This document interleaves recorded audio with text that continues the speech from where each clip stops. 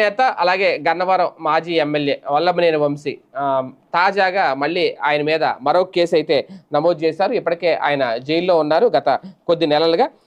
దాదాపుగా టీడీపీ కార్యకర్త ముదునూరి సత్యవర్ధన్ కిడ్నాప్ కేసులో జిల్లా జైల్లో రిమాండ్ ఖైదీగా ఉన్న గన్నవరం మాజీ ఎమ్మెల్యే వల్లభనేని వంశీని పోలీసులు ప్రజాప్రతినిధుల కేసులో విచారణ కోసం కోర్టులో హాజరుపరిచారు.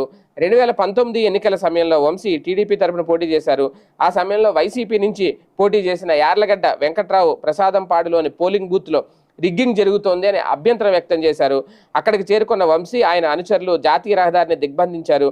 దీనిపై పటమట పోలీసులు కేసు నమోదు చేశారు. వంశీపై నమోదైన 3 కేసుల్లోనూ పీటీ వారెంట్పై కోర్టులో హాజరుపరిచారు.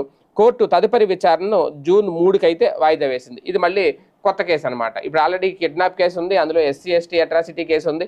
ఇప్పుడు మళ్ళీ ఈ అప్పట్లో 2019లో జరిగిన ఇష్యూకి సంబంధించి